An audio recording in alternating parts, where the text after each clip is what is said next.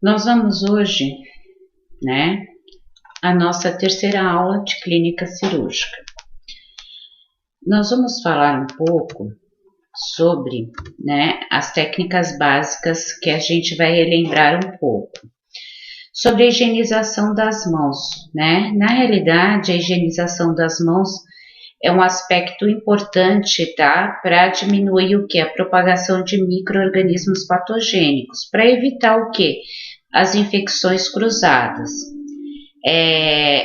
Essa questão, né, da higienização das mãos é um dos fatores que contribui geralmente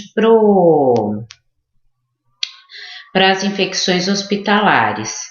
Então, em contato tanto com outros pacientes ou com as superfícies também, pode estar ocorrendo essas infecções.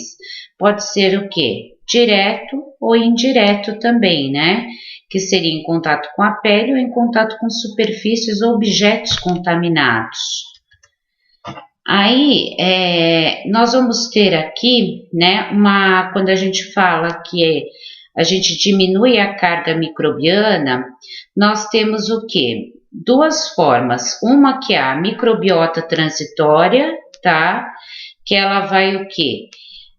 Ela já tem o que? Uma microbiota na nossa pele que é resistente e é constituída por esses micro-organismos. Mas ele tem baixa virulência, tá? Como alguns micro-organismos, tais como estafilococos, né? Que eles abrigam mais as camadas mais internas da nossa pele. Apenas com água e sabão a gente não consegue retirar esses micro-organismos. Mas nós temos também, tá? Uma microbiota que ela fica bem superficial à pele e a gente consegue eliminar ela com facilidade, que são os micro-organismos de bactérias gram-negativas, que seria as mais complicadas, né? Então a gente consegue eliminar ela com água e sabão e também até uma solução antisséptica, tá? Como cloexidine ou álcool a 70% a gente consegue também.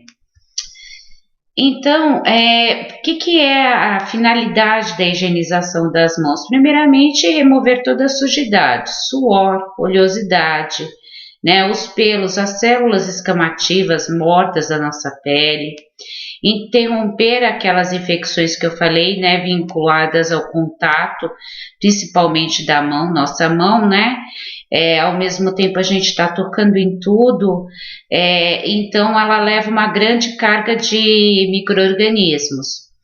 E prevenção das infecções cruzadas, onde eu toco num paciente, num quarto ou no mesmo quarto, depois não lavo minhas mãos e vou tocar em outro paciente. Aí eu levo um micro-organismo de um paciente ao outro, tá bom? Aqui nós temos o que? Passo a passo a higienização das mãos. Primeiro, né, a gente tem N tipos de torneiras, umas acionadas pelo cotovelo, outra por fotocélula, outra que a gente aperta e tem um determinado tempo, e outra que realmente eu tenho que abrir e fechar. Normalmente eu abro a torneira, né? Vou aplicar na palma da mão uma camada suficiente de sabão para mim não ter que pegar de novo sabão. Vou ensaboar as mãos, friccionando as palmas dela, tá? Vou esfregar bem a palma dela. E depois eu vou esfregar, tá? Com uma das palmas, a palma direita, o dorso da outra mão. E depois vice-versa. Vou esfregar os dedos, depois sempre eu vou esfregar as polpas dos dedos também, que é veículo de infecção, e sempre com unhas bem curtas. Aí eu vou pegar um papel toalha e vou secar, né? As palmas, depois o dorso da mão. Se for uma torneira de fotocélula ou aquela que por tempo, eu não preciso utilizar nenhum papel para fechar, mas se for aquelas de fechar, eu tenho que pegar um outro papel seco, fechar a torneira e jogar ao lixo. Então, nós temos também um outro procedimento, né, de calçar as luvas. Normalmente, para a gente calçar as luvas estéreo, a gente está usando essas luvas porque requer um procedimento estéreo, para evitar contaminação, né, de qualquer curativo, ou uma sondagem, ou uma aspiração, qualquer procedimento que eu precise utilizar as luvas estéreis. Então, de fato, eu não posso contaminar elas nunca, né? Então, o que acontece? Para mim eu utilizar sempre elas, eu necessito de uma manipulação de uma área estéril, que existem vários procedimentos que vão exigir eles, desde procedimentos cirúrgicos, de aspiração endotraqueal a curativos também. E antes de eu calçar as luvas, eu tenho que higienizar as mãos, e depois que eu retirar as luvas, eu tenho que higienizar as mãos também. Aí nós vamos ver um pouco, né, sobre as dobras internas da embalagem da luva. Mais para frente eu coloquei para vocês sobre as dobras, como que a gente, para relembrar a utilização dela. Existe, né, as dobras para facilitar a sua abertura. E as luvas sempre estão tem que estar disposta corretamente na nossa frente, onde a mão direita, né, que vai calçar a mão esquerda, e a mão esquerda vai calçar a sua mão direita, sempre é vice-versa, né? Então, o que acontece? Normalmente, o que a gente vai disponibilizar o quê? As dobras existentes do polegar. Agora, vai preparar para calçar as luvas. Você vai começar pelo quê? Pela mão dominante. Se você é destra, você começa pela sua mão destra. Se não, você coloca, se você é canhoto, pela mão, né, esquerda. Então, com a sua mão não dominante, segure a luva pela face interna, tá? Da luva, que vem dobrado o quê? Propositalmente. Introduzir os dedos na mão dominante, calmamente, procurando ajustar os dedos internamente. Realize essa etapa da melhor forma possível, mas não se preocupa se alguns dedos não ficar posicionados dentro da luva. Agora não é o momento de arrumá-las, porque se você for arrumar com a sua mão, você vai contaminá-las também. Agora que colocou a primeira luva, tá? Estéril na mão não dominante, vamos colocar a mão esquerda, né? Lembre-se que agora estamos com a luva estéril na mão dominante e não podemos tocar em nenhum lugar que não seja lugar estéril, só na própria luva. Não podemos tocar em nenhum objeto, em nenhuma superfície e nem na nossa pele também. E aí, com a mão dominante enluvada, segure a outra luva pela face externa, ou seja, por dentro da dobra existente. E esta dobra existente no punho da luva servirá como apoio para segurar a outra luva.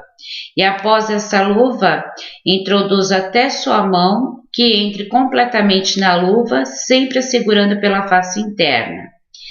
E sempre segurando pela dobra do punho da luva. Introduza calmamente, tá? Sua mão esquerda não dominante. Se você for destro, aí já é outra coisa, né? Você vai estar introduzindo com a mão direita, quer dizer, canhoto, e na luva semelhante ao realizado na primeira luva. Então, gente, aqui, como eu falei para vocês, tá? Eu coloquei a parte descritiva, mas eu coloquei para vocês aqui, passo a passo de como nós vamos fazer. Vocês estão vendo aqui no primeiro desenho que posicionou as luvas, né, as dobras todas posicionada voltada para você.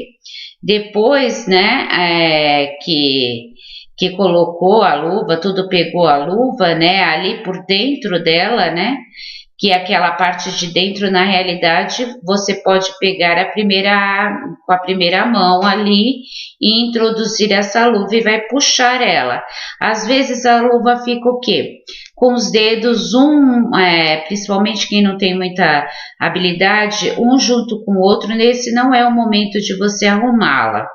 Depois você vai pegar o quê? A outra luva, tá? Por dentro. Por quê? Para você não tocar na sua pele. E vai deslizar essa mão para outra mão que vai o quê? Calçar as luvas. Agora, com as duas mãos enluvadas, é o momento de você arrumá-las. se os dedos estiverem um junto com outros. Vamos falar um pouco de arrumação de leito, tá? A cama aberta, tá? É considerada aquela cama aberta preparada para o paciente, tá? Quando ele está o quê? No setor, quando ele já está internado.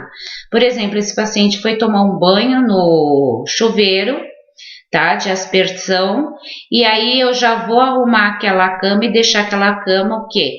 Preparada para ele, com 2 lençóis, fronha, travesseiro, coxa, edredom e o cobertor, né?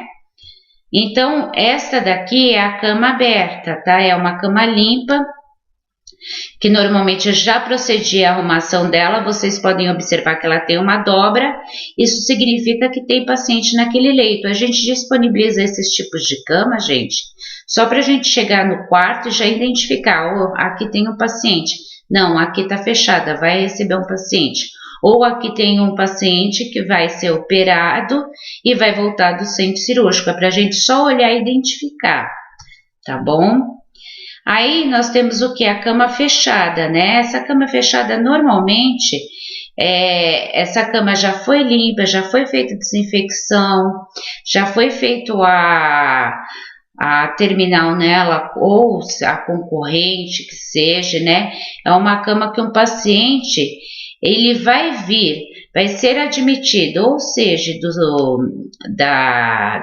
do setor de internação, ou seja, da UTI, da onde ele possa vir.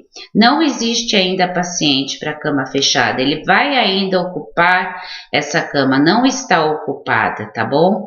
Então a gente já olha esse tipo de cama e já vê que não tem nenhum paciente ali, o leito está vago, está pronto para ser ocupado.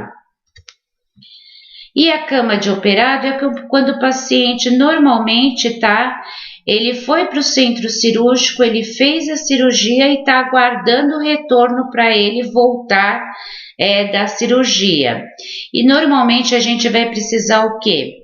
Forro para a região da cabeça e também impermeáveis, porque esse paciente, ele pode vomitar, ele pode sangrar. A cirurgia para a gente não ter que manipular ele muito para trocar toda a cama dele, tá bom? Que é esse tipo de cama aqui. Tá vendo que na parte superior eu tenho ali, né, a parte do forro, que ele é feito dobras, que se o paciente apresentar vômito, eu realmente só tiro aquela parte e não preciso trocar toda a cama. E mais abaixo já tem o forro impermeável, que se sangrar ou se ele não tiver com uma sonda, né, molhar a cama, eu também tenho como trocar só o impermeável e não preciso manipular muito o paciente. E esse rolinho ele é feito, tá? Do lado oposto que o paciente vai chegar e entrar e ser colocado na maca. Ele pode ser feito só, depende da temperatura, né? Só com lençol, uma coxa, nos dias muito quentes, ou colocar cobertor, porque o paciente ele chega da cirurgia normalmente com bastante frio devido ao ato anestésico. Relembrando um pouco das sondas gástricas, tá? Nós temos o que? Os pacientes podem chegar das cirurgias com uma sonda aberta para drenagem, porque é feita uma cirurgia, né, que necessita dessa sonda. Ele vai chegar normalmente com essa sonda o quê? Na maca, em cima, né, entre as pernas dele, né, com a drenagem, com o frasco de drenagem, e depois a gente tem que alocar sempre o quê? Abaixo, né, da região onde está nivelado a sonda para poder drenar. E nós temos a sonda fechada para alimentação. No caso da gástrica, gente, para alimentação já é mais difícil, a gente usa mais os que? A sonda enteral, tá bom? Aí o material da sonda gástrica a gente chama de material o quê? De Levine, né? Geralmente o que? Uma mulher é de 14 a 16, homem de 16 a 18. E geralmente o que? Nós temos o que? Quando passa uma sonda, a gente mede do ápice do nariz até o lobo da orelha e até o apêndice xifoide, que é aqui a parte, né? No começo do estômago. E sempre que passar ela, tem que fazer os testes para ver se não está localizada no pulmão, que é um copo com água que a gente introduz, né, mais ou menos 20 ml a ponta dela, se borbulhar está no pulmão. Gases, toalha de rosto, por caso se a pessoa vomitar, né, porque isso daí causa um desconforto. Xilocaína gel, fita adesiva, estetoscópio e biombo, se tiver algum paciente no quarto também. E luvas de procedimento, porque não é um procedimento estéril, tá? E sacos para lixo. Aqui vocês estão observando nas fotos, tá? O trajeto da sonda, que vai passar pelo nariz, né? Vai passar ali a epiglote, ela vai ser aberta, que a gente pede para o paciente fazer movimentos de engolir, para justamente a epiglote abrir, e vai passar pelo esôfago e vai chegar no estômago. Aí nós temos aqui o procedimento, né? Sempre elevar a cabeceira da cama em posição de folha de 45 graus, com a cabeça inclinada para frente, em decúbito dorsal e horizontal, tá? Proteger o tórax com uma toalha, né? E limpar as narinas com gases, por quê? Porque pode estar com oleosidade para a gente depois fazer a fixação, né? Dela e não pode conseguir. Limpar o nariz, a testa, né, das oleosidades, medir a sonda, como eu falei para vocês, do ápice do nariz até o pavilhão auricular e depois da ponta da base do apêndice xifoide. Marcar com adesivo, porque até aquela posição que vai ser passada. Calçar as luvas de procedimento, que eu falei que não é um procedimento estéril. Lubrificar a sonda com xilocaína. A xilocaína não vai anestesiar, gente, só vai lubrificar, tá? Introduzir a sonda em uma das narinas pedindo para o paciente deglutir, justamente para a epiglote, o que é abrir, e essa sonda ser introduzida o quê? Para o esôfago e não para a traqueia. Observar os sinais de cianose, dispneia e tosse. Por quê? Se for para o pulmão, ele vai apresentar esses sinais. E para verificar se a sonda está no local, ou eu injeto 20 ml de ar e coloco o esteto lá no apêndice xifoide, que vai dar um estampido, tá? Que vai envolver os ruídos. Ou se não, um outro teste que eu tenho para fazer, eu posso aspirar o suco gástrico, tá? Só que assim, gente, aspira o suco gástrico e volta o suco gástrico, tá? Porque se a gente estiver retirando esse suco gástrico e jogar fora, esse paciente ele vai ter problemas de digestão. Então, eu retorno esse suco gástrico. Colocar a ponta e um outro teste, que são 3 testes que podem ser feito. Colocar a ponta da sonda num copo água. Se borbulhar, tá na traqueia. Então, devo retirar e passar tudo de novo, tá bom? E toda vez que a sonda for aberta para algum procedimento, se ela estiver mantendo fechada, tá? Eu devo dobrar ela para ela evitar a entrada de ar para o estômago, para aquele abdômen não ficar o quê? Distendido. E fechá-la ou conectar algum coletor também se tiver aberta essa sonda. E fixar a sonda não tracionando o que? A narina. Porque o que acontece? Se eu tracionar a narina, eu posso o quê? Causar lesões na narina. Aqui são os materiais para a sondagem gástrica, que vocês podem ver, né? Que tá a fita adesiva, a sonda de Levine, o esteto, as luvas não estéreis, xilocaína, o copo com água, as gases e a seringa. São todos, e a tesoura para poder cortar a fita adesiva. Quando a gente fala, relembrar um pouco da sondagem vesical, gente, eu vou passar para vocês, tá? Mas, porém, todavia, hoje os enfermeiros que estão passando a sondagem vesical, tá? Mas a gente passa para vocês as técnicas para saber manusear. Sondagem vesical, o número para a mulher é de 14 ou 16, para o homem 16 a 18, tá? Nós vamos ter um pacote de cateterismo vesical, tá? Com um campo estéreo, cuba redonda, cúpula e 5 bolas de algodão. E com as gases, tá? Com a pinça de PEAM e a cuba rim, sonda vesical, PVPI tópico ou clorexidine tópico, tá? Eu deixei ainda o PVPI, que ainda tem instituições que ainda usam esse PVPI, que é aquele líquido meio amarronzado, mas é o tópico que não arde, ele não é alcoólico, tá? Ele não tem álcool. Luvas estéreo, esse é um procedimento estéreo, saco de lixo. E recipiente para colocar a urina, um cálice graduado ou, né, a própria cuba, né, que a gente pode. E um recipiente estéreo para colocar a amostra de urina. Geralmente, quando coloca-se a sonda vesical, tem algumas instituições que colhem uma amostra de urina para saber se esse paciente já não tinha infecção. Ou se depois aparecer não tinha e depois aparecer infecção, pode ser a gente que contaminou, tá bom? Ele pode ter uma infecção urinária. E seringas de 20 ml e biombo se necessário. Gases estéreos, seringa de 20, né? Ou 10 ml e agulha 40 por 12 para estar aspirando a água para poder o que? Insuflar o balão.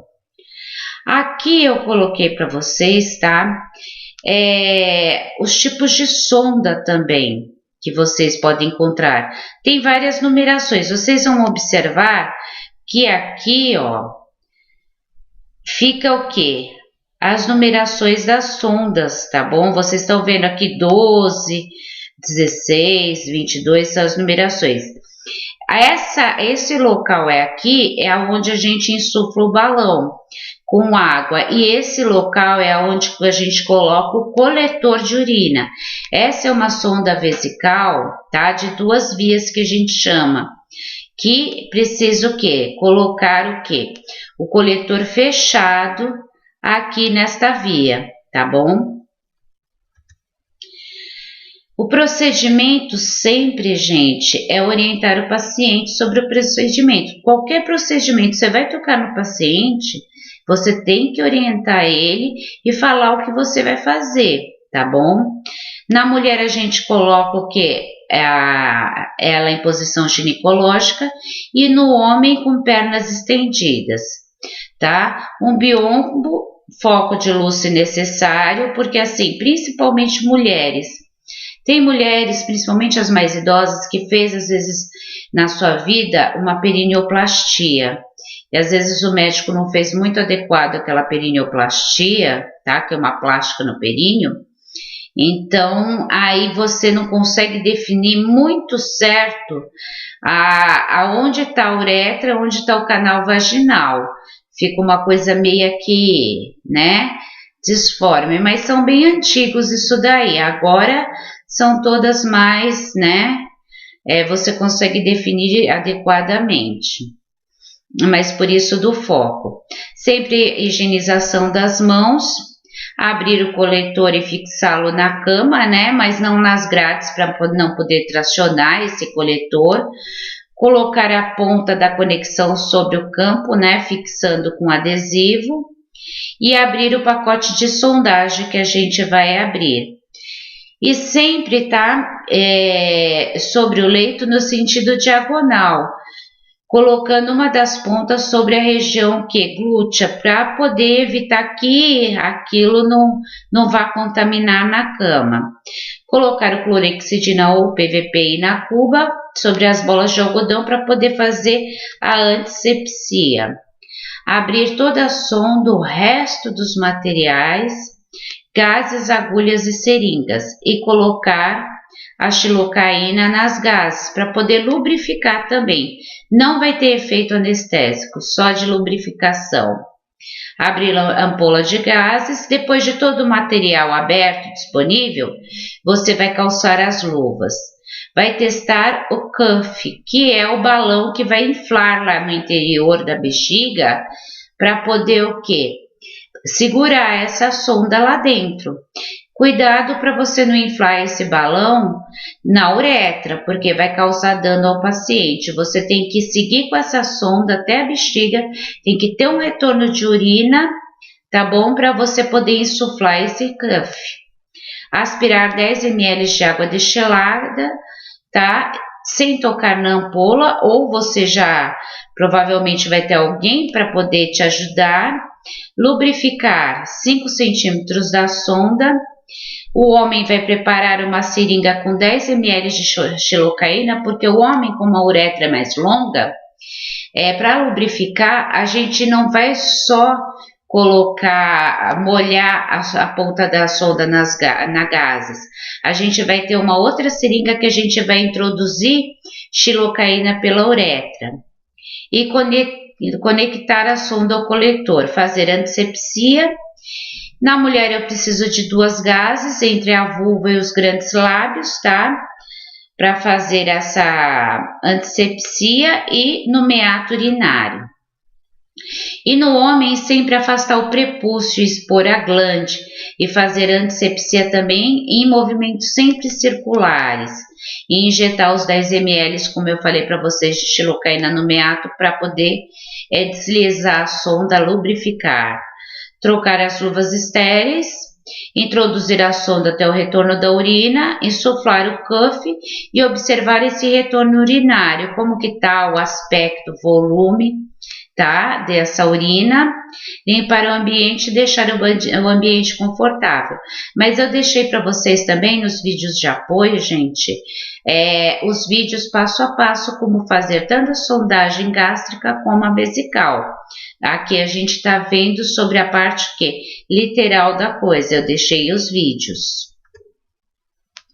Aqui nós temos o que? É a diferença de uma sonda de alívio com uma sonda vesical de demora, tá?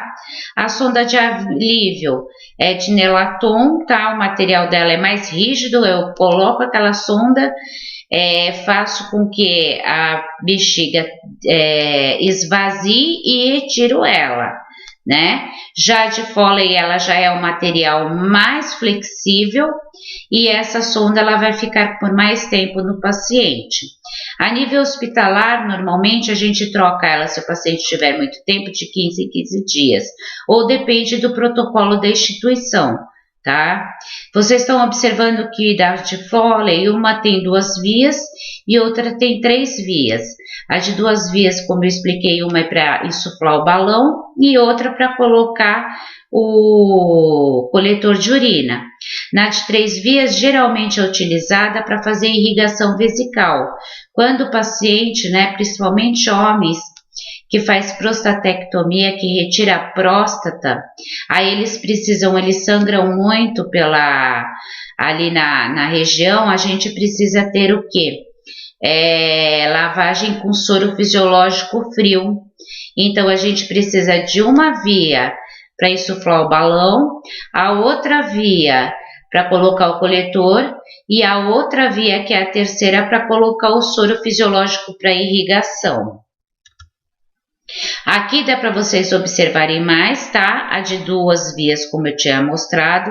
Essa parte que tem na ponta do balão, na ponta da sonda, é o balão, onde vai ficar insuflado lá dentro, tá? Da bexiga, não da uretra, jamais. E aqui vocês estão vendo melhor que as de 3 vias. Uma via para irrigação, uma via para drenagem para o coletor e aquela via que conecta a seringa, tá? É para o balão. Sempre que conecta a seringa que está coloridinho, é para conectar, para insuflar o balão. A via de drenagem, você vê que ela tem o quê? O orifício mais largo, é o equipe específico que a gente coloca também, que já faz adaptação ali. E a via de irrigação também já é para o próprio coletor tá sendo introduzido ali. Para você retirar a sonda, gente, requer também uma técnica. Não é um procedimento, tá, que seja estéril, porque na realidade você não vai introduzir mais nada no paciente, você só vai retirar. você pode estar calçando uma luva de procedimento e você vai precisar de uma seringa. Para quê? Para desinsuflar aquele balão. Jamais esqueça de desinsuflar um balão e puxar aquela sonda, porque se você fizer isso, você vai causar um trauma naquela uretra daquele paciente, ele vai sangrar muito e muita dor, então não esqueça. Verificar a bolsa coletora, anotar o volume, a cor, o aspecto da urina, colocar as luvas de procedimento, aspirar, todo o líquido que tem dentro da cuff e também retirar a sonda e desprezar o que a sonda vesical de demora com o coletor, tá? E tudo. Após, logicamente, o coletor está vazio, que tenha desprezado o quê? A urina, no vaso sanitário. Cuidados com pacientes com sonda. Sempre lavar as mãos antes de mexer na sonda. Gente, a higienização das mãos é feita para qualquer outra coisa antes de você mexer no paciente. Mas é uma coisa mais acerrada que a gente tem. Limpar a pele, tá? Em torno da sonda com água e sabão, pelo menos 2 vezes por dia, para evitar acúmulo de secreção. Ou no banho, tá? Fazer um banho, lavar, se esse paciente estiver acamado, colocar a comadre, lavar a região genital com água e sabão em abundância, tá bom? Que a gente coloca a comadre. Manter a bolsa coletora sempre abaixo do nível da cama, senão vai ter um refluxo para a bexiga dessa urina. E pode também o quê? Dar infecção, mas as bolsas mais modernas, elas possuem já essa válvula anti-refluxo. E a sonda não precisa, de nenhum tipo de fixação externa, porque tem um balão que é o cuff que eu falei para vocês, então ela não vai sair, só se for tracionada, puxada ou arrancada, tá bom? Se for acontecer isso, vai ocorrer o quê? Sangramento na uretra e um ferimento bem complicado. Não deixe as pernas do paciente apoiadas na sonda, porque também pode ocorrer a urina não drenar.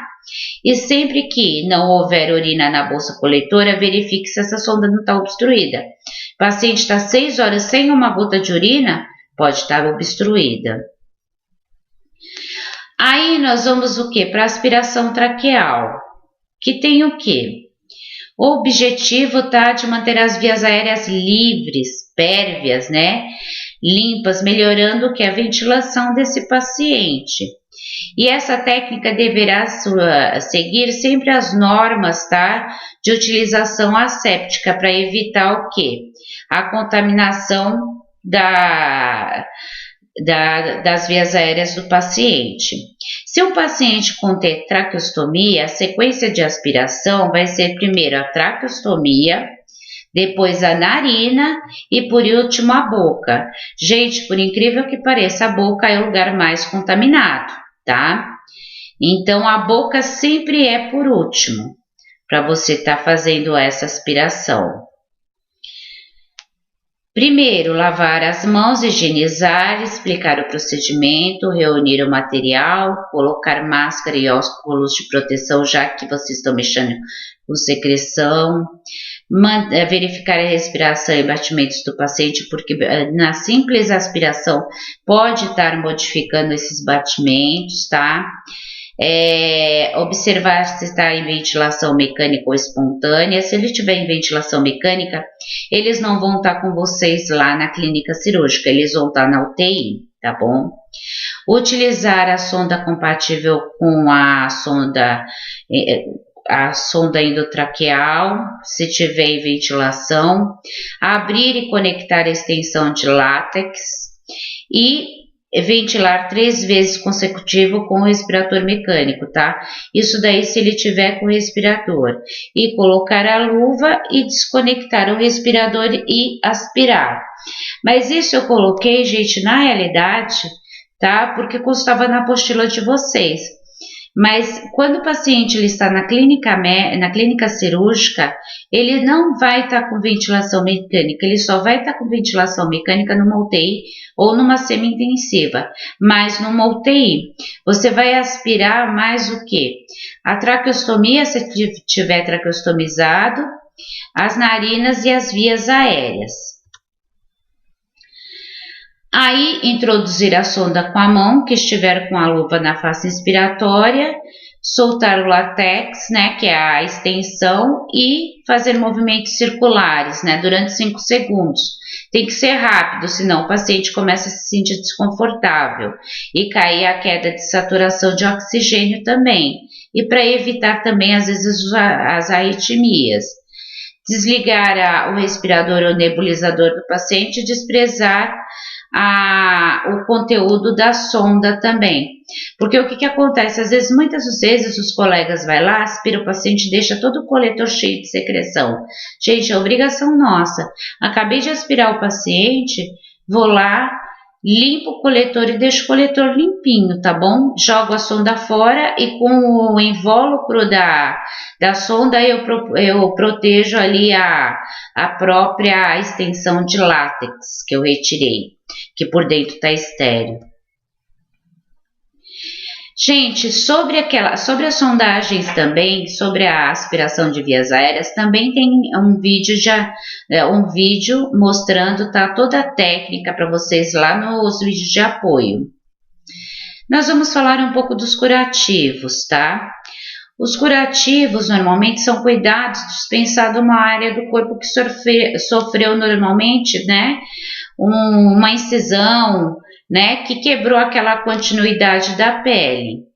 E as finalidades, tá, é prevenir a contaminação, promover a cicatrização, proteger a ferida e absorver o quê?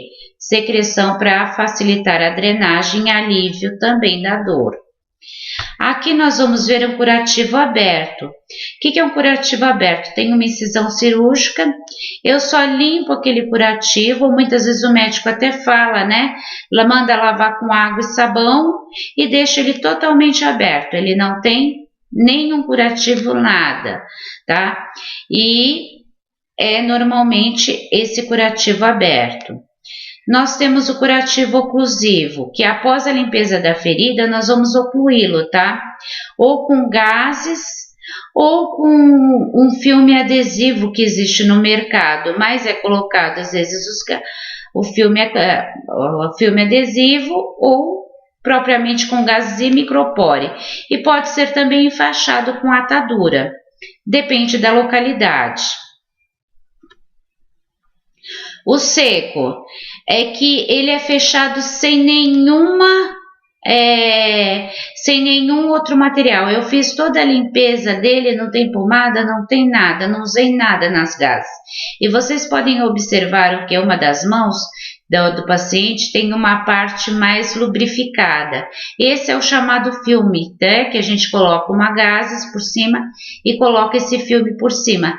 Principalmente ele serve o quê? Quando vai tomar banho, para não entrar água nesse curativo. Úmido, normalmente ele é um curativo que ele vai requerer, tá? Alguma substância para estar o quê? Podendo molhar aquela ferida. A gente utiliza bastante, tá? Para pacientes com queimaduras ou algumas lesões para poder não grudar aquelas gases. Principalmente, tá, gente? O que acontece? Quando a gente usa esses curativos úmidos, a gente utiliza uma gases em cima dessa tela, que parece uma tela, mas é chamada de rayon. Então, já vem com uma vaselina ou alguma coisa que seja para não grudar na ferida, para depois ficar fácil para poder retirar esse curativo. Aí vai esse curativo com a vaselina por cima, depois uma gases por cima e, dependendo da localidade, o enfaixamento, tá? E o compressivo é o que ele precisa ser precisa de compressão, tá? Ou uma ferida que precisa estancar as hemorragias, ou uma evisceração, para evitar a evisceração, como nós vimos anteriormente. Uma das coisas que a gente tem no mercado é esse tensoplast. Ele é como se fosse uma cola, tá? E ele é como se ele tem uma tensão adequada elástica. Quando eu vou utilizar ele vai tensionar e apertar normalmente. A gente pode usar isso o quê? Para úlceras, né, varicosas que sejam necessárias também. Aqui nós temos os tipos de drenagens, né, nos ferimentos. Nós temos o quê? Uma grande quantidade, uma infinidade de drenos. Aqui eu coloquei aqui o dreno de Penrose para vocês verificarem, ele parece uma borracha, né? Esse dreno de Penrose é um dreno de látex que ele vai dentro do paciente, vai acoplar normalmente uma bolsa de Caraia, ou que o povo chama de bolsa de colostomia, mas assim, é bolsa de Caraia que a gente chama. Nós temos aqui na segunda foto um dreno de Kerr, que ele vai ser o que? Acoplado também normalmente num recipiente para receber a drenagem também, ou pode estar com uma bolsa também, tá? E nós temos o dreno de Hemovac, que é utilizado bastante em cirurgias abdominais, em cirurgias ortopédicas, em cirurgias de cabeça e pescoço, tá? Que ele vai, sobre uma pressão, sobre um vácuo, ele vai começar o que? A drenar aquele sangue. E normalmente ele parece uma sanfoninha, e essa sanfoninha ele tem que estar bem abaixada para ele drenar através do que? Do vácuo. E a bolsa de colostomia, que eu coloquei de colostomia, mas nós chamamos bolsa de Caraia, tá? Ele tem aquela incisão, ela serve tanto para drenos como também, tá? Para poder colocar em colostomias também, nas ostomias. O material de curativo, tá? Ele vai manter uma pinça anatômica, uma dente de rato, uma Kelly e uma Cocker. Ou, né? Só uma dente de rato e uma Kelly e uma tesoura. E pacote de gases, esparadrapo, micropore, frasco com antisséptico, normalmente clorexidina. Soro fisiológico, a gente vai pegar um soro grande, né, de 250 ml, porque se a gente for abrir um monte de ampolinha de 10 ml, isso é um gasto muito grande. Cubarrim, tá? E para receber o lixo, que depois a gente vai jogar no saco plástico. Um forro de papel, um impermeável para proteger a roupa de cama, para não ter que sujá-la de novo. Depende se você vai usar algum tipo de pomada, algodão, seringas, ataduras, depende do curativo. E é indicado um a dois pares de luvas. Gente, se eu tiver o pacote de curativo, tá? E 2, se eu não tiver esse pacote de curativo também. E deve-se usar também, tá? Uma máscara para esse procedimento.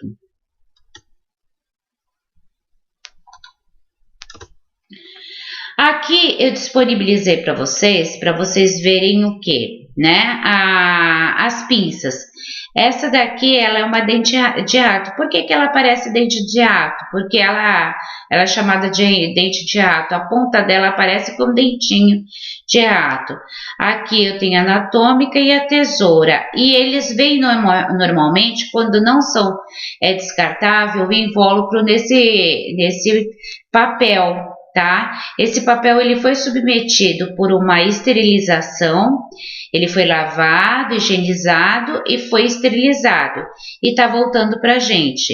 E já logo abaixo vocês vão ver que existe também pacotes de curativos, né? Descartáveis, que você usa e joga fora. As coisas, normalmente as pinças são o quê? De plástico. Só que isso daí normalmente são usados o quê? Em hospitais, assim, de primeira, segunda linha, né? Em hospitais mais... com menos poder aquisitivo são usados que são esterilizados mesmo. Quando a classificação das feridas, nós temos a ferida séptica, ela não é contaminada, é uma ferida operatória. Essa é uma ferida o quê? De uma cirurgia cardíaca sequinha, tá? Sempre tá bonita, tá sem hematoma, sem nada, sem secreção. Ferida séptica é uma ferida contaminada. Isso daqui já é uma ferida, tá? Essa parte branca que tem aqui por cima já tem fibrina, tem tecido necrosado, que essa parte é escura. A única partezinha que tem ali, mais vermelhinha, que é o tecido de granulação, é bem pouco. Então, essa ferida provavelmente precisa ser desbridada, para poder fazer o que? Ter uma cicatrização. Ou desbridamento autolítico, tá? Ou mecânico. Autolítico são com alguns tipos de produtos químicos, tipo a papaina, que a gente usa, né? Que é utilizado para fazer sobre um debridamento, tirar esses tecidos mortos para poder cicatrizar. E mecânico é que o médico vai lá e retira com bisturi mesmo todo esse tecido morto, esse tecido que evita a granulação e a cicatrização. Aqui nós temos o ferido aberto, né, que a solução de continuidade foi aberta, foi uma laceração, pode ser penetrante ou uma escoriação, foi um ferimento aberto. Nós temos aqui o ferimento fechado, que é uma contusão junto com uma equimose, né? Que normalmente não há uma quebra da solução de continuidade, mas aparece esse arroxado, que ele começa, no princípio fica roxo, depois vai passando o seu tempo, vai ficando mais amarelado, né? O ferimento pode ser acidental ou intencional, devido a um procedimento cirúrgico, que, como nós vimos anteriormente, através de uma incisão cirúrgica, pode ocorrer o quê? Extravasamento de sangue para o tecido. Aí, nós vamos ter o quê? Um pouco falar sobre inflamação. A inflamação, ela tem o quê? Os 4 sinais flogísticos: dor, calor, rubor e o edema, certo? Então, é uma reação anormal do corpo a qualquer tipo de ferimento. É uma resposta inflamatória que ela vai ocorrer em 3 fases: a vascular, exudativa e reparadora. Essas são as 3 fases da inflamação. O que a gente chama de vascular? Quando fica permeado no local, tá? Tem o quê? Fica vermelho e permeado porque tem o quê? O aumento dos vasos sanguíneos, então começa a ficar vermelho. Nessa fase, tá? Chega no local os plasma e os anticorpos que é contido nesse plasma, junto com a célula sanguínea, para que faça o quê? Esses anticorpos, eles vão fagocitar, vão deglutir, tá? Vão englobar e vão digerir todas as células estranhas, para poder, que é o nosso sistema imunológico ali, para poder o quê? Estar reagindo, né, ao processo. Então, os fagócitos, né, os macrófagos, eles vão pegar, englobar, né, os objetos estranhos, as substâncias estranhas. Quando eles englobam, eles digerem aquelas substâncias e se autodestroem. Essas células são os leucócitos, que são nossas células brancas. A fase exudativa, tá? Depois que os fagócitos eles tiveram a fagocitose e eles morreram, eles formam o quê? Os macrófagos, eles podem formar um pus, que é a infecção, o quê? Que pode ser o quê? Os líquidos compostos por células sanguíneas, tá? E por corpos estranhos. Como vocês podem ver aqui ele tá o quê? Já passou pela fase vascular e ele tá na fase exudativa. O que é exudativa? Já tem secreção. Nada mais é esse pus que lá na fase vascular, o que aconteceu? Esses macrófagos foi lá no local, englobaram as substâncias estranhas, envolveram elas, digeriram elas e o próprio macrófago morreu e formou este pus, tá? Que pode ser o quê? Eliminado através da descontinuidade da pele. E a fase reparadora, tudo isso já se passou. Aí ocorreu o quê? A cicatrização do ferimento, tá? Ocorreu a regeneração ou a remoção das células lesionadas, tá? E a formação de tecido cicatricial. Gente, nós temos o que? A cicatrização por primeira intenção. Primeira intenção, fez uma cirurgia, fez os pontos ou com fio ou com pontos falsos, que são esses com micropore, tá? Ele fechou, depois eu tirei os pontos, depois de 7 dias ou 14 dias, dependendo da localidade, tá? E a incisão, ela não abriu mais. Ela fechou as bordas, tá? Sem ferimento, sem nada. Elas são aproximadas, sem ferimento nenhum, sem nenhuma infecção, sem nada. O que tem o micropore é chamado de pontos falsos. O que tem a sutura é uma sutura mesmo, chamado. Aí nós temos o que? Por segunda intenção, quando não ocorre mais aproximação, teve uma infecção, abriu aquela ferida operatória e a pele ao redor já não aguenta mais o que? Pontos. Então, e tinha infecção, né? Então, o que acontece? Vai curar aquela infecção, vai ficar aberto, a gente vai fazendo ali os curativos e isso vai se regenerando de dentro para fora. Na realidade, de primeira intenção, se regenera de fora para dentro. Primeiro, a gente fala pro paciente que ele parece que está por fora fechadinho os pontos, mas por dentro ainda está se regenerando. Já de segunda intenção, não, é de dentro para fora, vem a cicatrização. Esse tecido bem vermelho, bem perimeado, é um tecido de granulação. Ele está ótimo para fechar o ferimento. E aí nós temos por terceira intenção, né? Aí quando é necessário o fechamento secundário de uma ferida, e às vezes essa ferida o quê? É aberta e suturada mais tarde, tá? Ou é aberta também por decência. Vocês estão vendo ali que ali, tudo que tem esses brancos, esses amarelinhos, né?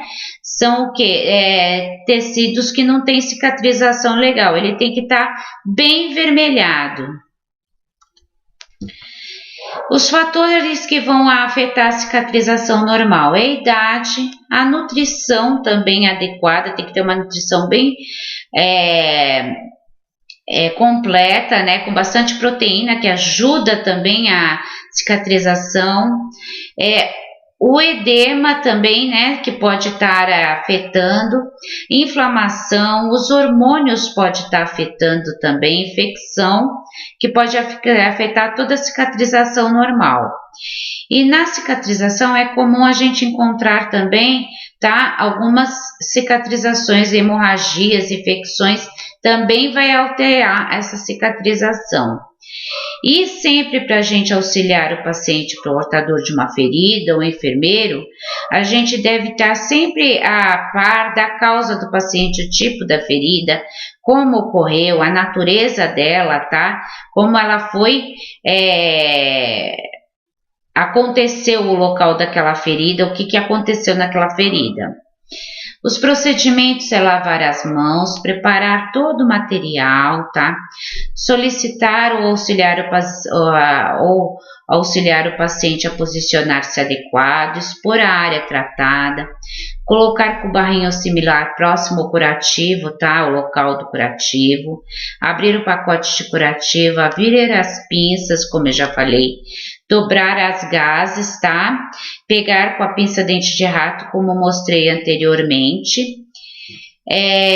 Sempre pegar as pinças adesivas, segurar o esparadrapo do curativo anterior com a pinça dente de rato e retirá-la também. Remover o curativo, desprezar ele. E iniciar a limpeza sempre o que? Da área menos contaminada para a área mais contaminada. Essa é a nossa norma, sempre menos contaminada para mais contaminada. E sempre aplicar o que? O seu antisséptico, proteger a ferida. Aqui deixo novamente, né, o pacote para vocês verem de pinças, que vocês vão ver ali a dente de rato também, anatômica. E esse, gente, como a gente falou sobre as técnicas, eu deixei aqui, né, para vocês visualizarem e assistirem.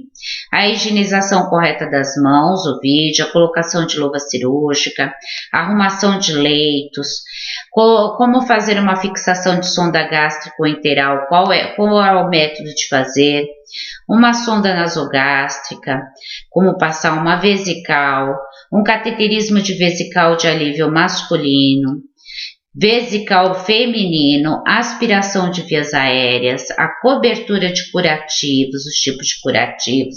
Nós temos uma infinidade no mercado. A evolução de um curativo, como utilizar um instrumental para o curativo, como a gente proceder com ele. Processos inflamatórios, o processos inflamatórios também, que é a parte lá da parte vascular, da parte de cicatrização, como que utilizam, e essas atividades é para ser realizada no fórum. Essa é a parte que a gente falou um pouco da parte teórica, e tem os vídeos para vocês poderem o que? Tá fixando melhor, tá bom? Eu agradeço a participação.